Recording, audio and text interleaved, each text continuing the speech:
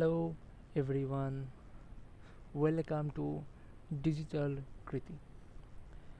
আপনারা থাম্বনেল দেখে অবশ্যই বুঝতে পেরেছেন আমি কী বিষয়ে আলোচনা করতে চেয়েছি। হ্যাঁ, সার্চ ইঞ্জিন অপটিমাইজেশন এখন অ্যান্সার ইঞ্জিন অপটিমাইজেশন হয়ে গেছে। ভয়ের কিছু নেই।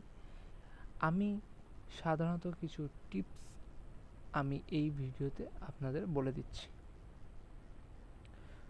একদম প্রথম যেটা করতে হবে, কন্টেন্ট বানাতে হবে যাতে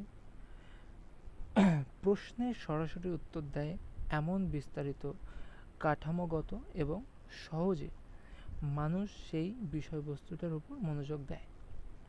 তার সাথে সাথে স্কিমা মার্কআপ। আপনার কন্টেন্ট সম্পর্কে সার্চ ইঞ্জিনগুলিকে তার প্রসঙ্গ প্রদান করতে স্কিমা মার্কআপ ব্যবহার করুন, যাতে তারা বুঝতে পারে এটি কী এবং কিভাবে উপস্থাপন করতে হয়।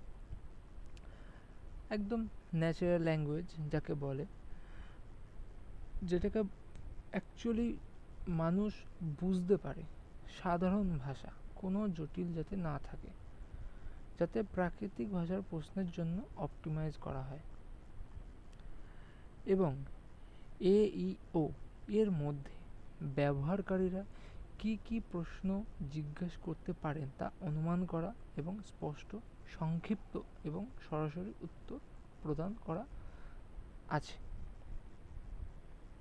আমরা কি কি সুবিধা পেতে পারি এর থেকে? AEO আপনার অনলাইন দৃশ্যমানতা বৃদ্ধি করে, বিশেষ করে AI চালিত অনুসন্ধান প্ল্যাটফর্মগুলিতে।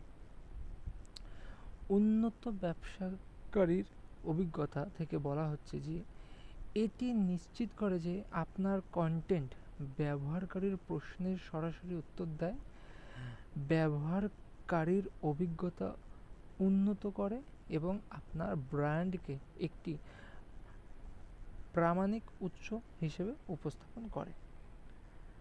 এর সাথে আর কি হয়? ব্যবহারকারীদের দ্রুত এবং নির্ভুলভাবে প্রয়োজনীয় তথ্য প্রদান করে।